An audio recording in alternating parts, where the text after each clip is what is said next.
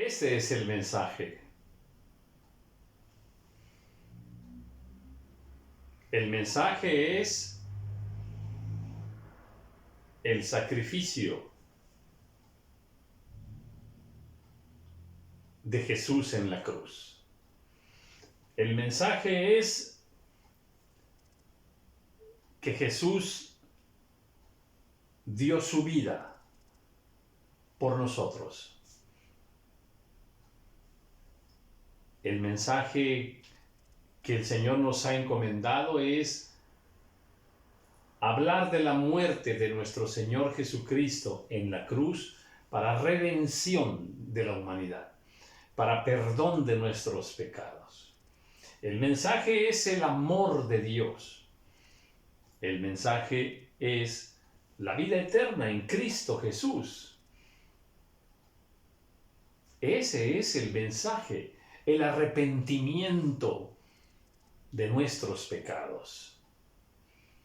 Es aceptar el amor de Dios, que de tal manera amó Dios al mundo, de tal manera que dio a su Hijo unigénito. El mensaje es que Jesucristo es el Hijo de Dios. El mensaje es que el Señor murió y el Señor ha resucitado. El mensaje es un mensaje de amor y de reconciliación de los hombres para con Dios. Este es el mensaje. Este es el mensaje que Pedro, que Pablo, que los primeros discípulos del libro de los Hechos en la iglesia primitiva, es el mensaje que ellos compartían. La muerte del Señor Jesucristo, el Hijo de Dios, que murió por ti, que murió por mí. Pero como iglesia, no estamos exactamente llevando este mensaje. Llevamos muchos mensajes paralelos o mensajes llenos de amor. Hablamos del amor de Dios, decimos a la gente: Cristo te ama, pero eso no les dice nada.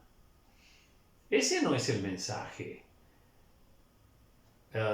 Decirles Dios vive, Dios es poderoso, ese no es el mensaje. El mensaje es que ellos conozcan lo que hizo nuestro Señor Jesucristo en la cruz, lo que hizo por ti y por mí. ¿Por qué lo hizo? ¿Para qué lo hizo? Para darnos salvación, para darnos vida eterna. El mensaje es que ellos conozcan que hay alguien que ya pagó por sus pecados, que hay alguien que pagó con su muerte por todos tus pecados y todos mis pecados y los de toda la humanidad. El mensaje es Jesucristo, la muerte, la resurrección de nuestro Señor Jesucristo. El mensaje es la vida eterna, el perdón de pecados, el arrepentimiento. Ese es el mensaje. Y eso es lo que nosotros encontramos aquí, en lo que se predicó fielmente en el libro de los Hechos, esta hermosísima iglesia primitiva. El mensaje no es pelear con María, pelear con los santos. No, ese no es el mensaje. Condenar a la gente no es el mensaje. Y menos hablar mal e insultar a los líderes espirituales de la iglesia tradicional, por ejemplo. Porque créeme que avergonzados tendríamos nosotros que agachar la cabeza, porque pues si vamos a acusaciones, pues habría también muchas acusaciones acerca de pastores, por ejemplo, acusaciones terribles también. Entonces, no entremos en vanas discusiones. El mensaje no es invitar a la gente: ven, vamos a alabar a Dios.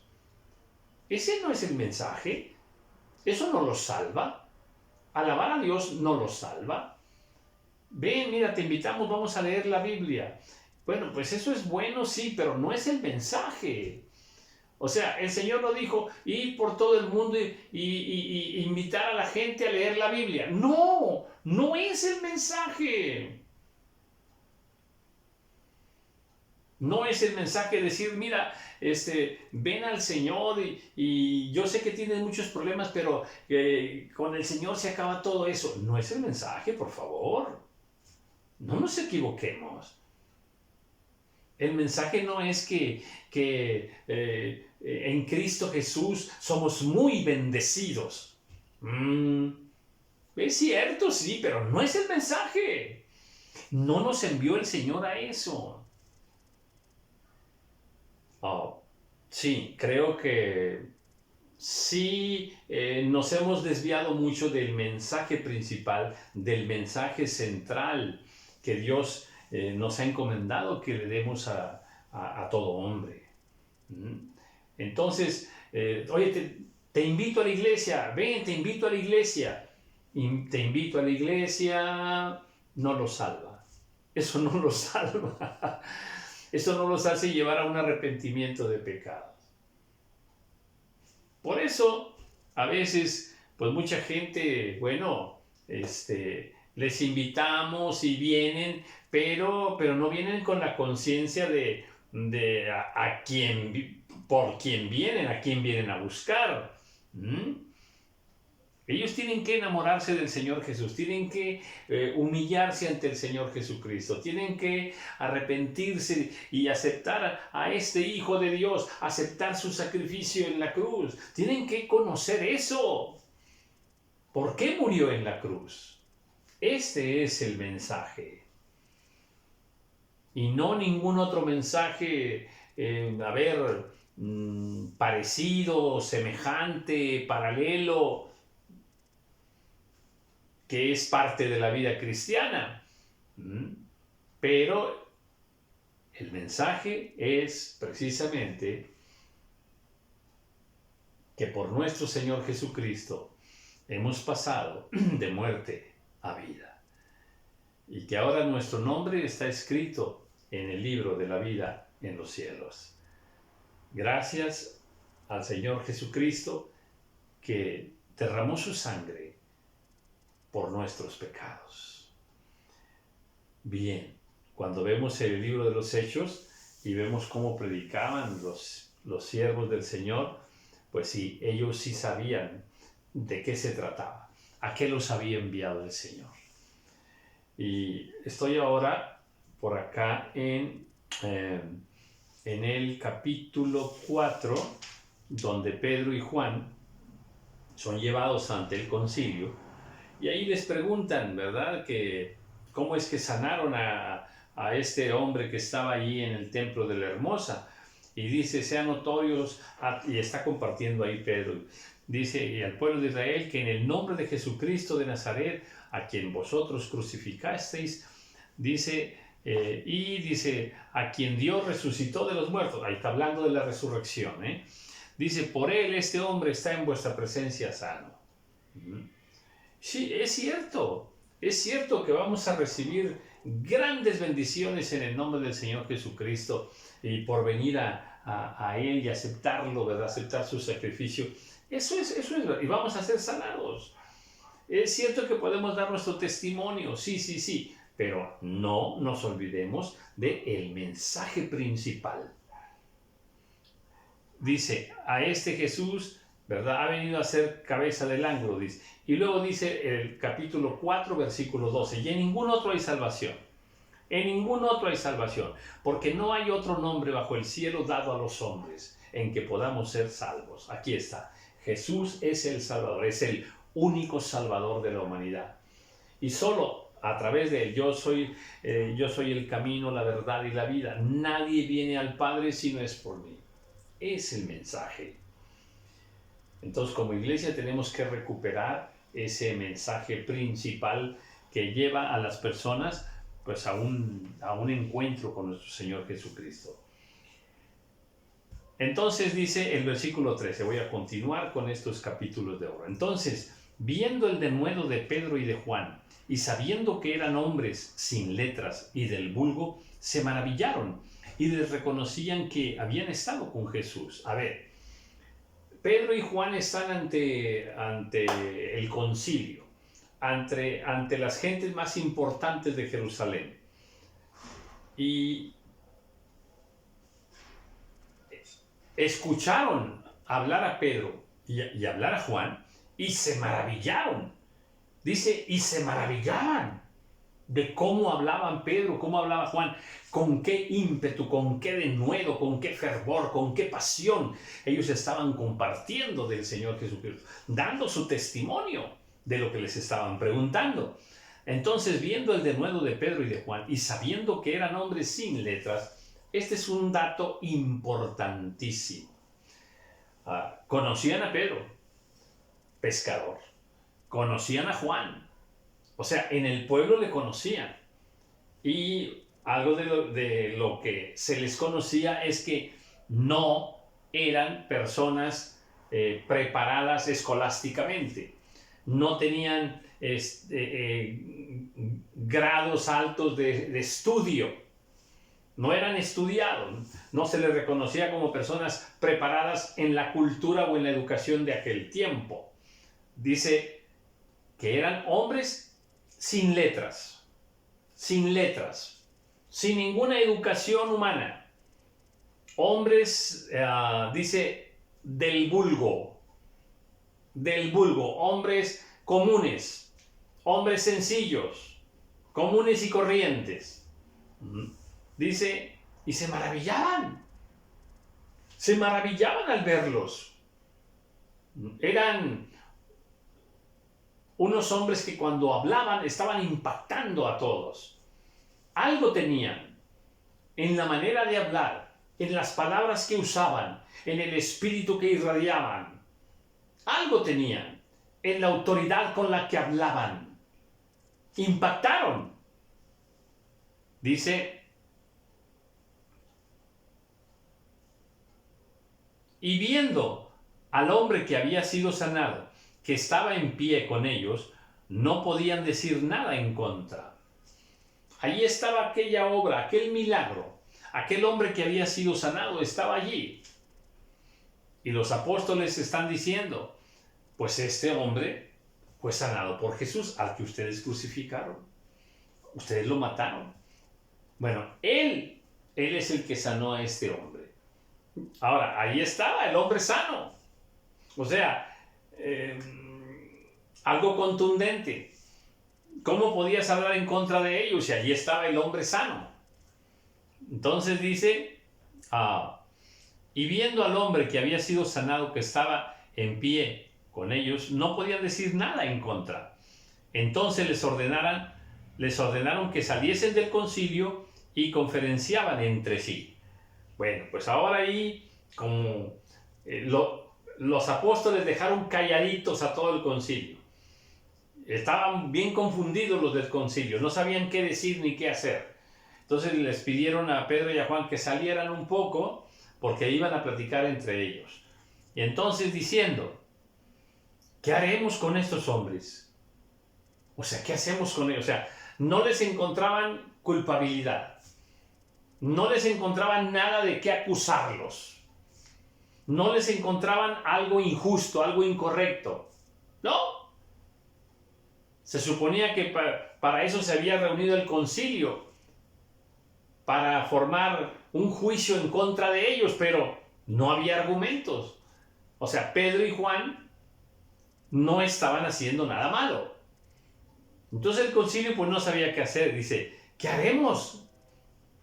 Porque de cierto, señal manifiesta ha sido hecha por ellos, notoria a todos los que moran en Jerusalén, y no la podemos negar. O sea, reconocían que algo habían hecho de una manera poderosa, sobrenatural, anormal. Ahí estaba un milagro. Dios había obrado un milagro poderoso a través de Pedro y Juan. Ahí estaba. Sin embargo, sí, estaba platicando el concilio. Para que no se divulgue más entre el pueblo, amenacémosles para que no hablen de aquí en adelante a hombre alguno en este nombre. Ay, ay, ay, ay, ay. Oh, qué terrible conclusión, qué decisión tan tremenda está tomando el concilio. Pues no hallamos nada malo en ellos, pero vamos a hacer una cosa. Vamos a amenazarlos para que ya no hablen en el nombre de ese Jesús. O sea, ahí está la raíz de todo. Realmente le tenían envidia. Realmente no querían que se hablase del Señor Jesús, porque ellos lo habían matado. Ellos lo habían condenado. Y pues de pronto ahora, que a través de ese Jesús que ellos habían condenado en la cruz, se hiciese una obra de misericordia, una obra portentosa de amor, no lo soportaban, Entonces dice que pues iban a amenazarlos, ¿verdad? Y llamándoles, o sea, les hablaron, ya pueden venir, Pedro, Juan, vengan. Les intimaron que en ninguna manera hablasen ni enseñasen en el nombre de Jesús. Ahí está la amenaza. A partir de este momento se les prohíbe hablar de Jesús. No hablen más en el nombre de Jesús. Dice, mas Pedro y Juan respondieron diciéndole, juzgad si es justo delante de Dios obedecer a vosotros antes que a Dios. Porque no podemos dejar de decir lo que hemos visto y oído. Entonces, estas palabras dictadas por el Espíritu Santo son unas palabras que nos arrojan una luz impresionante. ¿Cuál debe ser nuestra relación con el mundo y cuál debe ser nuestra relación con Dios?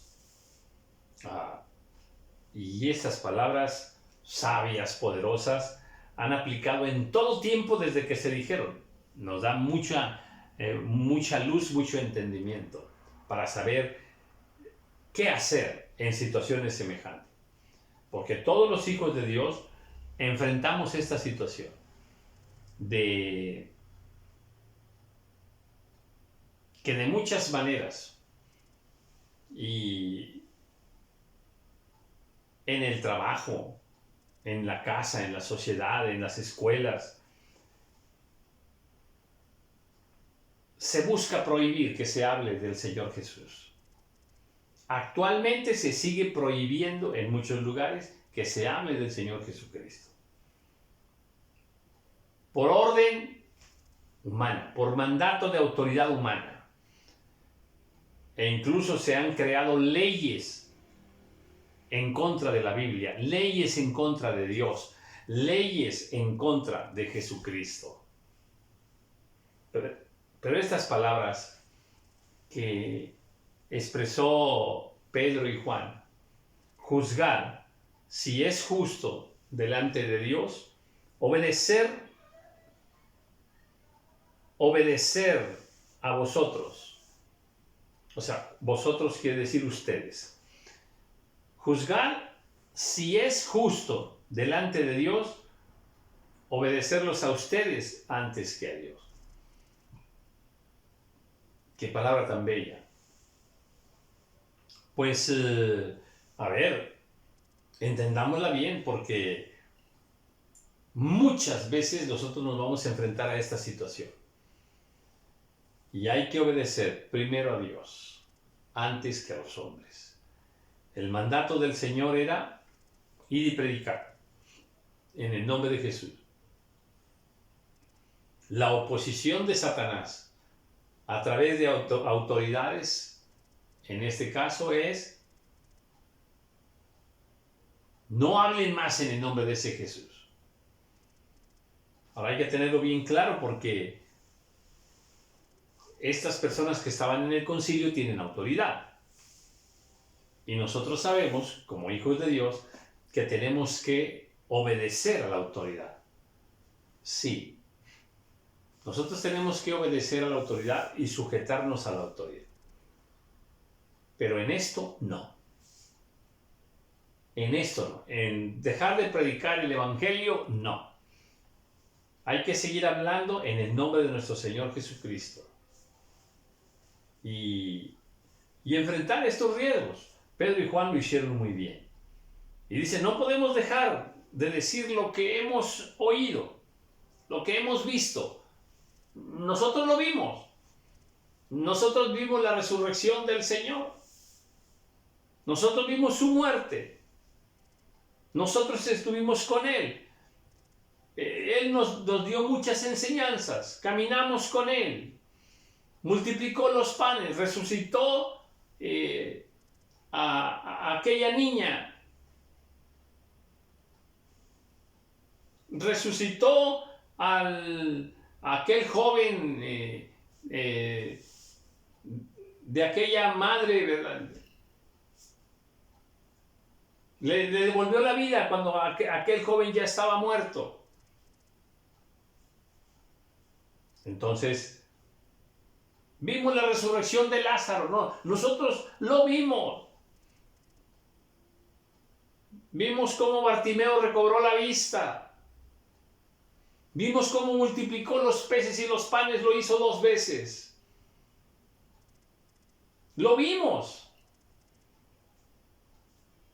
Y lo oímos. No podemos dejar de decir lo que hemos visto y lo que hemos oído. No podemos. Ellos entonces les amenazaron y les soltaron, no hallando ningún modo de castigarles por causa del pueblo. Los encontraron inocentes, pero aún así, como a ellos no les interesaba, no era un acto de justicia, a ellos no les interesaba juzgar correctamente, juzgar con justo juicio aquella situación. Ellos nomás lo que querían es que no se hablara más de Jesucristo. Y los amenazaron, ¿verdad? Dice, no se atrevieron a castigarlos porque el pueblo estaba con ellos. El pueblo pues había visto, por ejemplo, la curación de este cojo ahí en el templo de la Hermosa. El pueblo lo vio que era paralítico, que era cojo de nacimiento, y ahora pues lo ven danzar, lo ven glorificar a Dios. O sea, el pueblo lo vio. El pueblo sabía que Pedro y Juan eran inocentes. Dice, los amenazaron porque todos glorificaban a Dios por lo que se había hecho. O sea, aquel milagro fue impactante, fue contundente. Dios hará muchos milagros, los ha hecho y los seguirá haciendo cuando nosotros compartimos el Evangelio, cuando llevamos el mensaje de salvación. Nos van a acompañar grandes milagros, sanidades, por ejemplo, liberación de personas. Entonces la gente cuando ve esto, dice, pues glorificaban a Dios, daban gloria al Señor, ya que el hombre en quien se había hecho este milagro de sanidad tenía ya más de 40 años. Imagínate, pues todo el mundo le conocía. Pues de pronto ahí el poder de Dios terminó con aquella maldición de más de 40 años. Y puestos en libertad, vinieron a los suyos y contaron todo lo que los principales sacerdotes y los ancianos les habían hecho. Aquí me encanta. ¿Qué sucedió? Los dejaron en libertad. Y estos vinieron a donde estaban sus hermanos en Cristo y les empezaron a contar todo lo que había ocurrido. Ellos, habiéndolo oído, alzaron unánimes la voz a Dios. Dijeron, ahora, Pedro y Juan fueron a contarles a los demás. Y cuando llegan ahí Pedro y Juan, todos al escuchar aquello empiezan a glorificar al Señor y dicen: soberano Señor, tú eres el Dios que hiciste el cielo y la tierra, el mar y todo lo que en ellos hay. Que por boca de David tu siervo dijiste: ¿por qué se amotinan ¿por qué se amotinan las gentes y los pueblos piensan cosas vanas?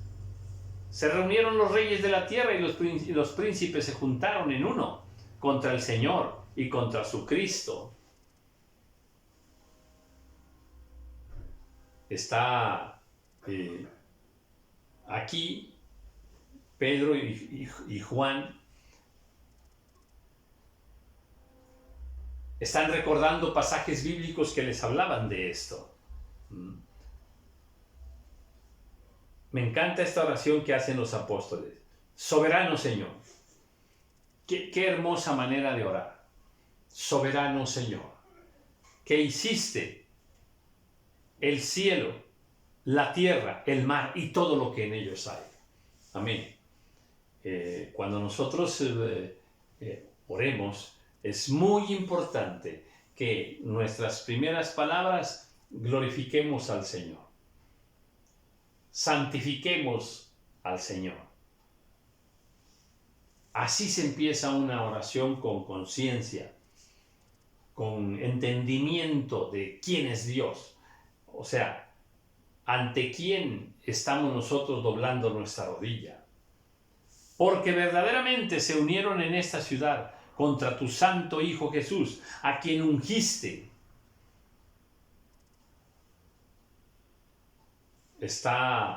Los apóstoles aquí están entendiendo que esa rebelión que se está dando es precisamente contra el Señor Jesús. Dice, a quien ungiste.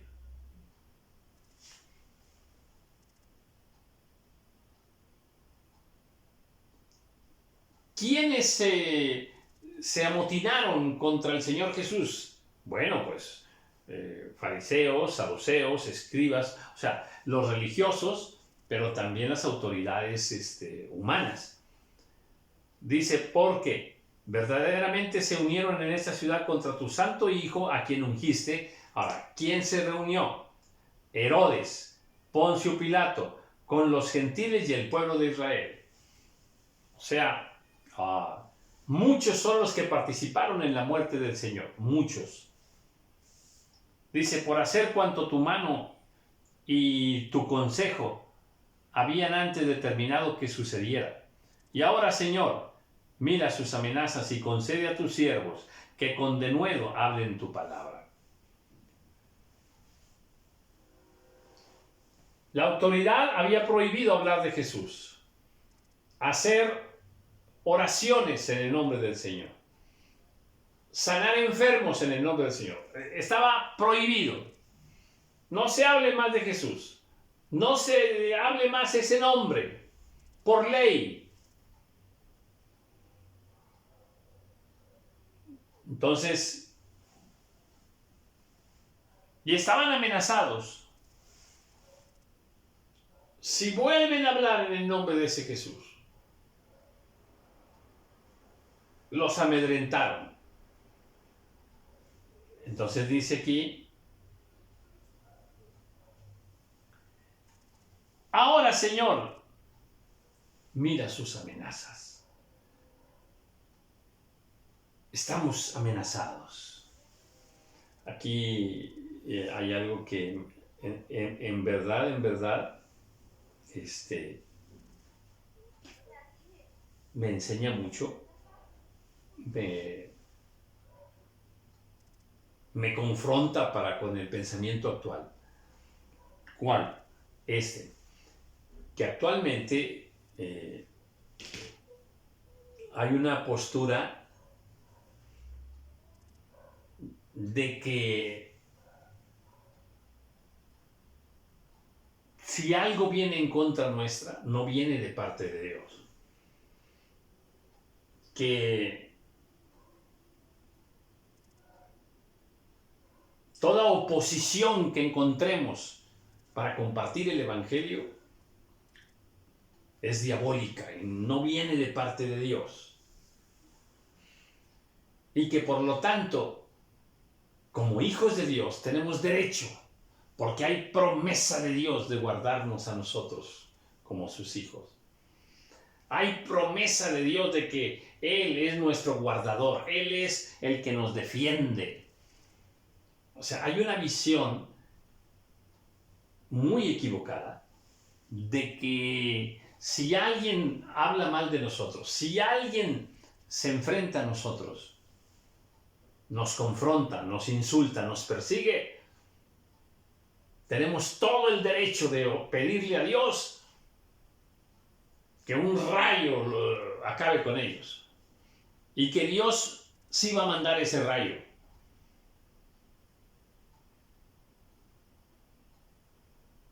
Creemos que Dios está listo para enviar sus ángeles y defendernos. Y que no nos va a pasar nada, nada, nada, nada. Eso no es cierto, ¿eh? Eso es una mentira. Eso es una enseñanza totalmente equivocada. Y versículos van y versículos vienen. Pero que no nos diga nada como hijos de Dios, que no nos diga nada, porque no saben con quién se meten, porque el Dios verdadero va a defender a sus hijos, porque nosotros somos hijos del Dios Altísimo. El Señor pelea por nosotros y nada nos va a pasar. No es así. No es así. Habría muchísimos casos en la Biblia que podemos nosotros comentar y darnos cuenta de que esa postura, que es muy actual, está totalmente equivocada.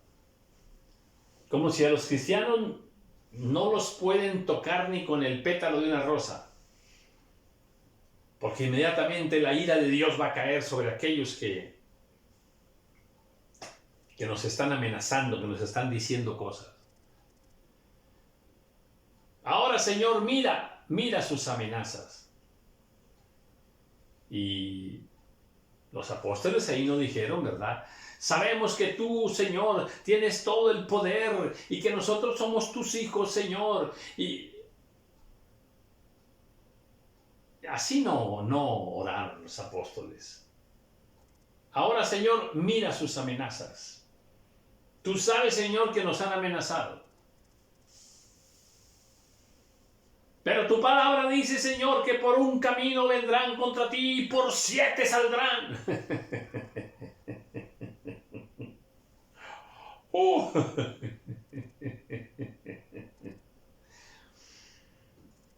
No toquéis a mis ungidos. Ninguna arma forjada prosperará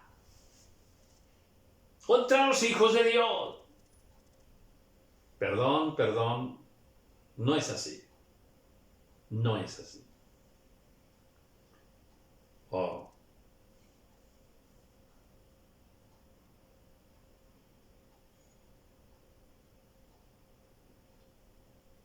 que pasa es que no estamos dispuestos a poner la otra mejilla. Lo que pasa es que no estamos dispuestos a sufrir persecución por causa del Evangelio. Como nos tocó una etapa bien bonita. A ver, ¿cómo te lo explico? Así, mira. En esta época que nos ha tocado vivir, es una época un tanto pacífica en el mundo. Y pues en este tiempo Dios nos permitió nacer. No estamos con las atrocidades de las guerras santas, en el caso de México, pues también hubo una situación de persecución tremenda. Las cruzadas, por ejemplo, también. allá en Europa. Entonces, no estamos en una época de persecución así masiva, de persecución así como la ha habido en otros tiempos. Nos ha tocado un tiempo de ciertas libertades y derechos humanos, ¿verdad? Que tenemos libertad de creencia bueno, libertad de expresarnos. También hay un cuadro legal que nos concede muchas libertades, pero tratándose del Evangelio y de la salvación de las almas, el diablo no respeta estas cosas. Y sí nos van a pasar cosas. Sí nos van a pasar. Pensamos equivocadamente que si yo me meto en un problema o alguien me causa un problema, que muy pronto la mano del Señor va a venir en mi ayuda a socorrerme y no, a ver, y nada me debe causar ninguna molestia. No es así. En verdad no es así.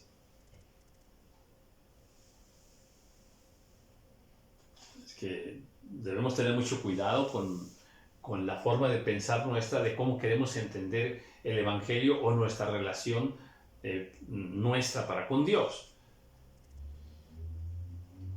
Sí vamos a padecer por causa del Evangelio. Sí vamos a pasar problemas. Sí podemos ser atacados, insultados, perseguidos por causa del Evangelio.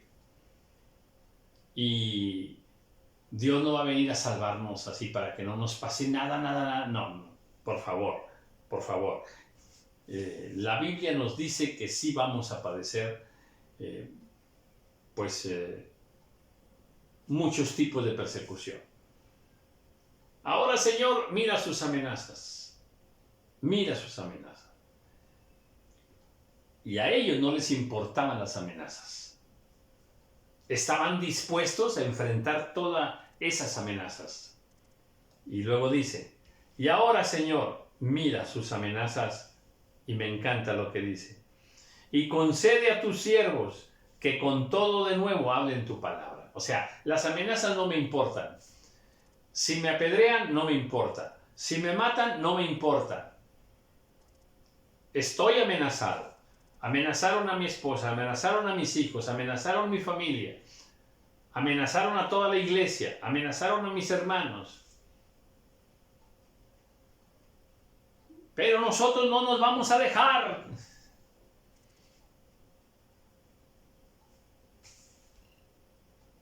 Dios nos va a salvar. Bueno, muchas veces no, Dios no nos va a salvar.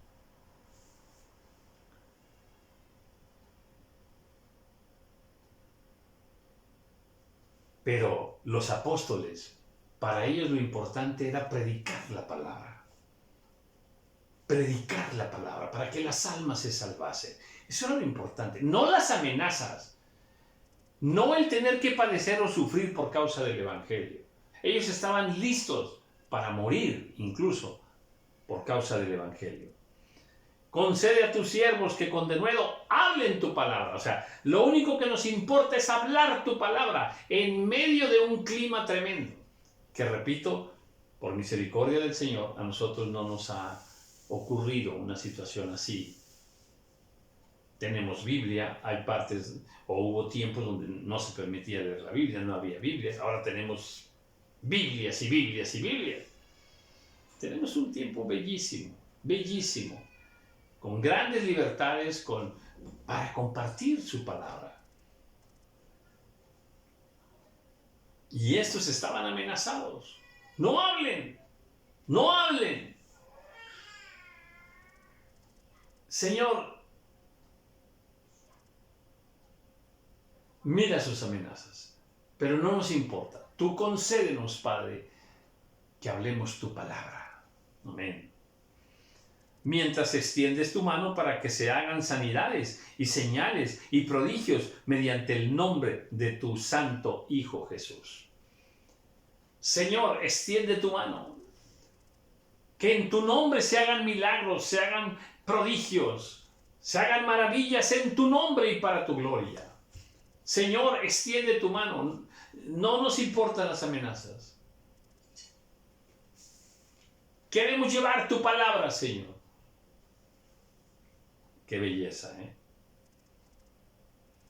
Cuando hubieron orado, el lugar en que estaban congregados tembló, y todos fueron llenos del Espíritu Santo, y hablaban con denuedo la palabra de Dios. Lo que le habían pedido a Dios. No le pidieron, Señor, sálvanos de esos que nos están amenazando. No, no pidieron eso.